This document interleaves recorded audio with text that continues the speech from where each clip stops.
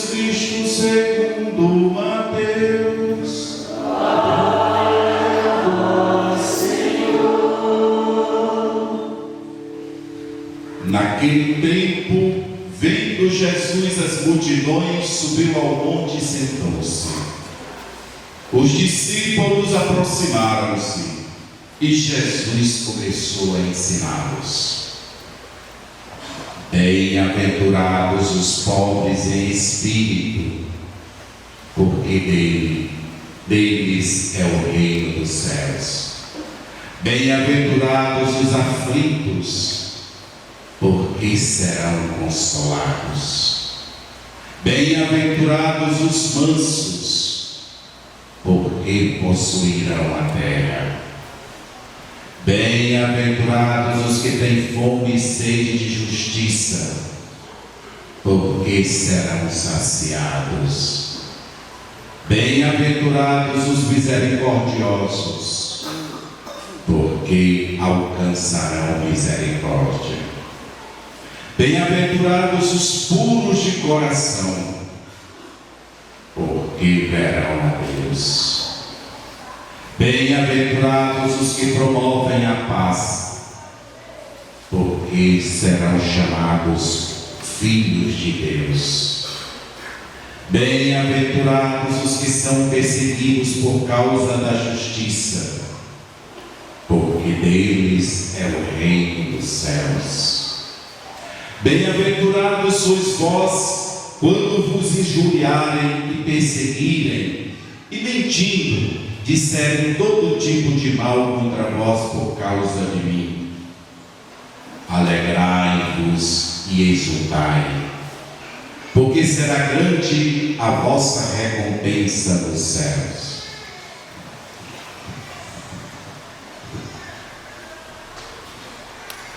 Palavra da salvação.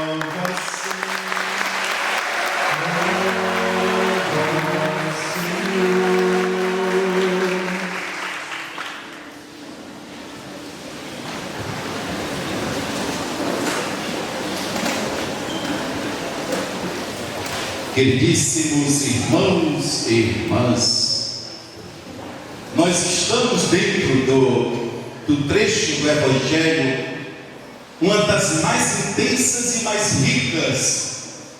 O Evangelho de hoje dizia Orígenes, no ano 176, depois de Cristo, Orígenes dizia: as bem-aventuranças, ou também chamado o Sermão da Montanha, é a radiografia de Jesus. É aquilo que ele era, na sua essência, e aquilo que ele praticou, aquilo que ele executou, aquilo que ele vivenciou no dia a dia da sua vida. Ele não viveu outra coisa senão as bem-aventuranças. E ele nos dá esta garantia. Ele não é político. Jesus é Deus, e Deus tem palavra de vida eterna. Político não, político tem palavra que hoje, vocês sabem muito bem, um dia estão de braços dados andando junto, outro dia estão se tabefiando, no outro dia estão, esse aqui é que é o político bom, esse aqui é que é meu candidato justo, é desse jeito, né? Eles mudam de partido, de opinião todos os dias. Mas Deus não. Deus tem palavras eternas de vida eterna, e Ele é coerente com a vida dele. E aí, Jesus, quando nos pede a condição de discipulado, Ele nos pede como condição, não como uma orientação, mas condição, vivermos as bem-aventuranças. E é interessante que o relato bíblico de hoje, o evangelista faz questão de começar dizendo: vendo Jesus as multidões, subiu ao monte e sentou-se. Primeiro, o que levou Jesus a proclamar as bem-aventuranças? Ver o povo, olhar para o povo de Deus, como eu estou olhando agora para vocês aqui. É olhar com um olhar de misericórdia, olhar considerando considerando a história de vida de cada um que aqui está. Olhar considerando as angústias. E eu sei que tem pessoas angustiadas neste momento. Olhar para as tristezas. Sei que tem pessoas tristes aqui neste momento. Olhar para as preocupações de Maria, Raimundo, Teresa, Ricardo, Paulo, André. Olhar para isso. Mas olhar também quais são as esperanças que esse povo traz. Olhar qual era aquilo que unia aquela multidão a ele. Então Jesus olhou para a multidão, subiu o monte. Subir o monte é colocar-se em estado de oração, é sair da cotidianidade e entrar no lugar, vamos chamar, no cenáculo, no lugar de oração. Subir o monte para ficar em oração. A outra atitude interessante é que Jesus sentou-se. Ele não, o evangelista faz questão também de dizer isso. Ele olhou, subiu, sentou. Sentar-se é próprio de quem tem a autoridade para falar. É o mestre que senta na cátedra. É o mestre que senta agora para ensinar os seus discípulos. E atenção, ali ainda não estavam formados os 12, não. Jesus ainda estava formando o grupo dos 12. Ou seja, ele ainda estava criando a igreja. Ele estava, vamos dizer, fazendo o embrião primeiro desta igreja. Mas daí ele já fez questão de dizer qual é a essência da igreja.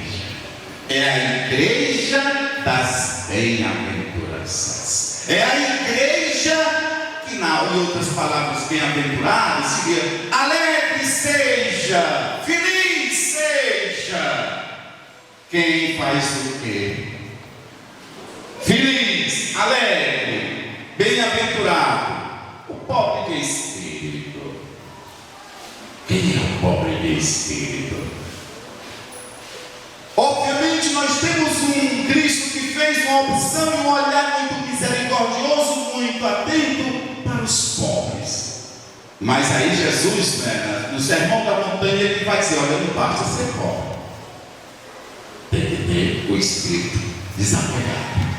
Pode ter bens também, mas que esses bens não sejam motivo para eu praticar idolatria. Eu tenho que saber conviver na terra, sem fazer dos meus bens materiais o meu tudo e o meu todo, sem fazer daquilo que eu possuo aquilo que é empecilho para servir Jesus.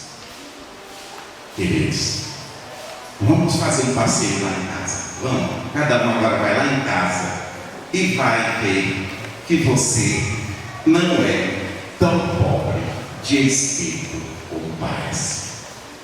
Será que lá não tem? Eu vou logo pegar uma coisa bem simples. Será que lá não tem uma cadeira e você diz: nesta cadeira é a cadeira da preciosíssima que ninguém se senta porque a cadeira do Deus está para pouco? Será que lá em casa não existe uma imagem sagrada de Nossa Senhora ou de São José, São Francisco, que ela é barroca, como se fica dentro da história, e tem uma relação afetuosa com esta imagem, e que você diz: nessa imagem ninguém trisca, só eu pego nela?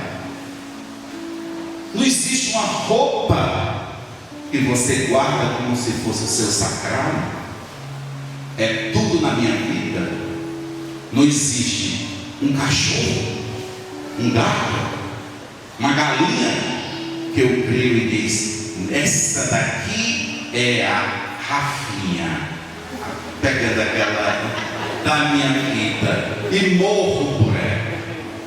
Será que não existe uma planta que eu me apeguei a ela de tal modo que Deus livre de que algum neto, algum filho, ou marido, ou esposa se aproxime daquela planta? Será que eu não tenho uma ferramenta, uma chave de fenda lá em casa, que eu faço dela o meu tudo e o meu todo?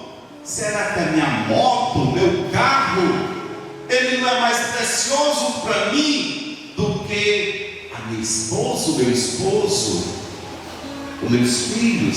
Será que eu não zelo mais aquilo do que os outros, os seres humanos? Queridos, aí é que está o pobre de espírito. Ele é capaz de abdicar disso. Também não é ser relaxado, mas não colocar o ser humano abaixo das coisas que eu possuo. É colocar primeiro lugar Deus, depois de Deus o meu próximo comigo. É colocar a criatura ícone vivente de Deus dentro daquilo que Deus fez de mais sagrado, e para que eu possa primar, cuidar, zelar, preservar, enaltecer. Aí Jesus continua: bem-aventurados os aflitos. Como nós temos dificuldade de conjugar a nossa fé com os problemas que nós carregamos. Problemas do humano. Quanto mais humano nós somos, mais problemas nós temos. E aí eu digo mais: quanto mais cristão eu sou, mais problema me aparece. Porque a fé não é para resolver problema, tirar de aflições, me tirar da cruz. Pelo contrário, a fé me faz enfrentar a cruz. Mas não a cruz do sofrimento, é a cruz do amor. É a cruz do amor. Porque te amo, Senhor, eu te sigo. E porque sigo-te, eu sou capaz de enfrentar as tempestades da vida. Quantas vezes nós lá em casa nos reclamamos: mas meu Deus, por que isso está acontecendo na minha vida? Eu vou à missa, comungo, me confesso, procuro ter uma vida correta. Por que eu passo pelo problema tal? Por que a doença tal? Por que a aflição tal? Porque você é cristão. Porque você procura seguir a Deus. E os que são cristãos de verdade, com o nome bem grandão, com C maiúsculo, estes aí passam por aflições. Pai, então agora eu vou deixar de ser cristão para não passar por aflição. Aí você vira um covarde, e não vai ser feliz nunca. Vai ser alguém que a vida passa por você, mas você não é protagonista da sua vida. Não é o construtor da sua vida. Então, problemas na vida nós teremos sempre, e graças a Deus. E sabe para que os problemas existem? Porque Deus, vez por outra, Ele faz um vestibular para nós. Vez por outra, Ele nos coloca diante de uma prova. Não para Ele tomar consciência de quem somos nós, mas nós cairmos em nós mesmos e virarmos pobres de espírito. Por isso, quando os problemas nos chegam, a forma como nós nos confrontamos com o problema é o resultado do vestibular. E eu vou ter consciência: eu ainda sou um embrião, um menino, uma menina na minha fé. Porque eu não estou sabendo resolver o problema. Eu faço com um copo d'água na tempestade. Eu transformo o problema deste tamanho numa coisa do mundo que me sufoca e que me mata. Um problema, um conflito familiar. Como eu vivencio este conflito? Como é que eu vivencio esse conflito? É com a sabedoria do Evangelho, com a ousadia do cristão, de olhar cara a cara e dizer: aqui tem solução e eu vou resolver, nós vamos resolver esse problema? Ou é nós ficarmos filosofando? Existe um grande teólogo, que é o maior teólogo estudioso do problema do mal. Ele é suíço e se chama Bruno Hildebert. Tive o privilégio de ser aluno deste homem em Roma. E ele dizia com muitas propriedades: o problema existe, o mal existe no mundo, não para ser filosofado. O mal existe no mundo para ser combatido. Jesus não criou uma escola filosófica para filosofar o mal. Jesus criou atitudes, modo de ser, comportamento, postura que combatesse o mal. Mas não foi por isso que ele foi isento do toque do mal. O mal afetou a ele de tal forma que o levou para a cruz. Ele sofreu o lenho, a experiência do lenho da cruz, de ser cravado na cruz, de banhar a cruz, o lenho da cruz com seu sangue, de viver a noite da agonia, aflições. Imagina aquela cena de Jesus caminhando a noite inteira sem conseguir dormir, vendo a sua hora chegar, a morte se aproximando, e humanamente falando, ele angustiado com tudo aquilo, sabia da forma que ia morrer, e ele angustiado enquanto os discípulos dormiam. Ele pediu: se acordem, fiquem comigo, eu não aguento essa dor. Tanto que ele pede: se for possível, afasta de mim este cálice, cálice amargo, cálice intragável, mas seja feita, Pai, a tua vontade. Os discípulos dormindo e ele na solidão, angustiado com aquilo tudo. Pois bem, amigos, nós muitas vezes no dia a dia nosso queremos ser cristãos paparicados por Deus e pelo mundo. E o mundo não paparica cristão. O mundo chicoteia cristão. O mundo oferece cruzes para o cristão. Oferece cravos para o cristão. E quais são os cravos, as cruzes? A droga, a prostituição, o egoísmo, a inveja, a ganância, o orgulho, a prepotência, a traição, a infidelidade. É isso que o mundo nos oferece. E oferece com mais intensidade do que oferece para os outros, para os pagãos, para os ateus. Eles oferecem para o cristão por um livre-arbítrio nosso, e porque a nossa vocação é de darmos testemunho da nossa fé. Eu não sou aquele que se alimenta de porcarias do mundo. Eu não vivo comendo chilitos do mundo. Eu me alimento do pão do céu que é sacrificado sobre a mesa do altar. Eu como o próprio Cristo. E quem está com Cristo, nada poderá nos vencer. De modo, se você está passando por algum problema, se você está passando por alguma angústia, por alguma dúvida, medos, a palavra medo, um dos grandes inimigos do cristão é o medo. Nós somos medrosos. O cristão verdadeiro não tem medo, ele é ousado.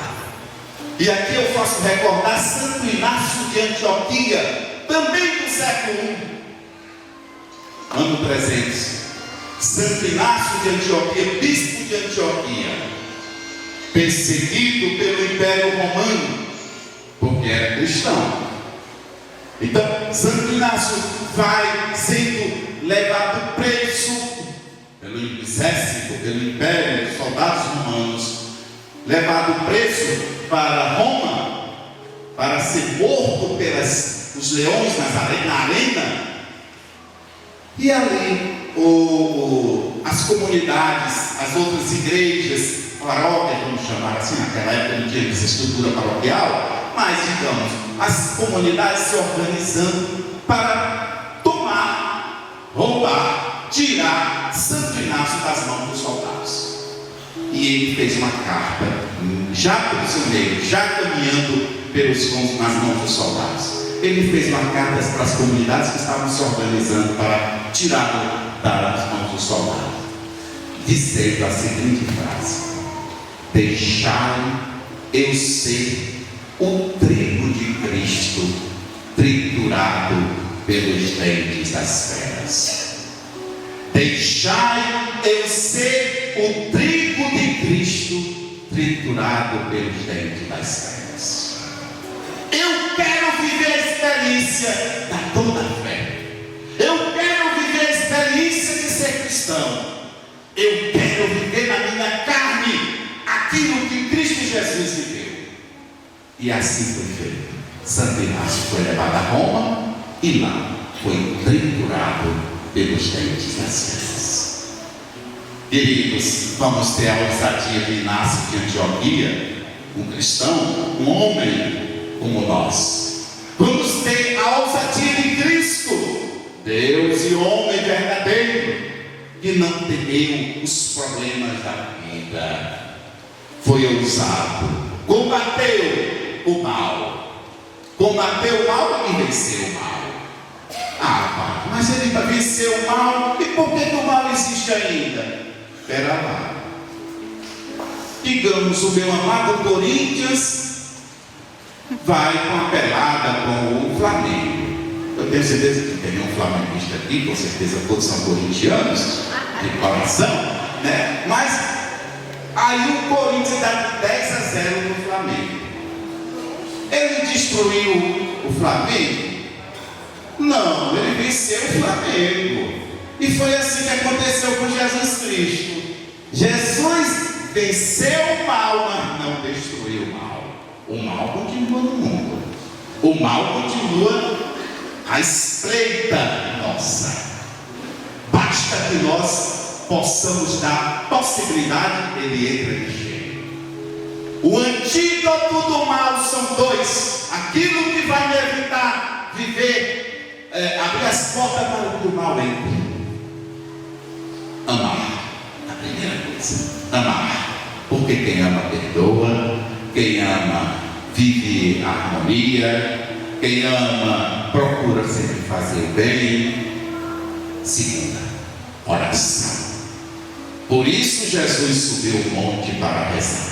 Por isso Jesus subiu o monte para proclamar as bem-aventuranças.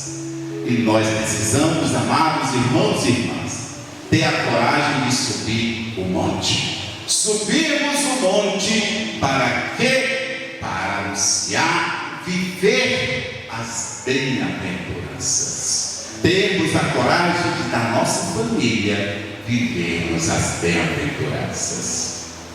Como nós nos relacionamos lá em casa, às vezes temos a mesa, comungamos do pão da misericórdia, do pão de Deus, do maná do céu, e depois nos degladiamos. Chega lá em casa, passamos uma semana intrigado, marido intrigado com a mulher, pai que expulsa filho de casa porque cometeu um erro, filho que não fala com o pai porque chamou a atenção, advertiu para algumas companhias ou atitudes, o filho se entrega. Marido que vai comer lá no quintal, sentado numa cadeira em cima de um pote, seja do que for, porque não aguenta sentar à mesa com a esposa e com os filhos. Mulher que não senta à mesa para o almoço ou para o jantar com a família. Filhos que já não comem mais em casa, porque passam o dia comendo porcaria do mundo. Repito, comendo os chilitos da vida. Todos enfraquecidos, todos anêmicos, e criando uma anemia espiritual. Olha, da anemia espiritual para a depressão espiritual é um pulo. E vocês sabem o que é uma depressão no aspecto psicológico. Quem não conhece uma pessoa depressiva, imagine uma depressão quando ela é espiritual. O depressivo espiritual, ele se fecha para tudo e para todos. É aquele que só vê desgraça na vida do outro.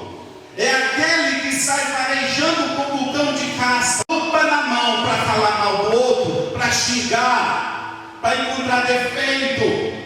E marido faz isso com a mulher, mulher faz isso com o marido também, com o vizinho, com a vizinha. E o depressivo espiritual chega um ponto que diz: já não aguento mais viver a fé.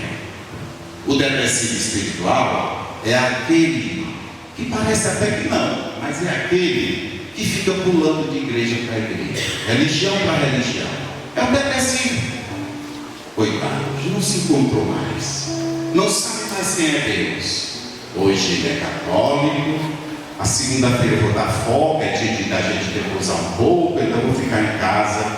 Terça-feira é dia de sessão espírita, eu vou lá para ver como é que está a minha situação. Precisa baixar um santo, ver, tomar uns passos, para eu ver como é que eu estou. E sempre voltar com encosto. Sempre vai ter alguma coisa. Quarta-feira tem, eu não sei nem que dia passa, mas vamos dizer, Big Brother, essa desgraça que tem na televisão. Eu vou ficar naquilo ali. Mas quinta-feira é um dia muito bom, então uns amigos meus, umas amigas minhas, que elas são evangélicas, eu vou para a igreja, para o culto. Aí eu vou para o culto na quinta-feira.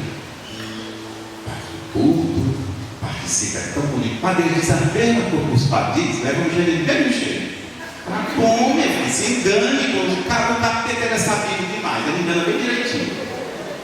Aí na sexta-feira, eu acho que eu vou até para a missa, que é primeira sexta-feira do mês, eu vou à missa, Aí no sábado, eu vou na cartomante para botar um baralho para saber o que vai acontecer comigo na semana seguinte. Esta criatura é cristão ou ele é um pagão disfarçado de cristão? É um pagão disfarçado de cristão. Ele não se encontrou e ele vive uma depressão espiritual profunda. Para ele, viver em Cristo ou morrer para Cristo, tanto faz. E nós, quando entramos na depressão, morremos para Cristo. Enterramos Cristo para que nós possamos ficar livres de normas e valores do Evangelho e fazermos tudo o que quisermos. Portanto, agora concluo pedindo à Santa Mãe de Deus, Mãe do belo amor, que nos ensine a viver as bem-aventuranças na plenitude dela. Que nós possamos viver as bem-aventuranças não com palavras, não decorando, mas introspectando nos nossos corações e traduzindo de coração para atitude. Atitudes de bem-aventurança. Felizes sejamos, alegres sejamos e tenhamos uma semana cheia das maravilhas do céu. Vamos continuar esta Santa Missa, fazendo a visita no paraíso, indo para o céu, festejar a Santa Missa. Louvado seja nosso Senhor Jesus Cristo.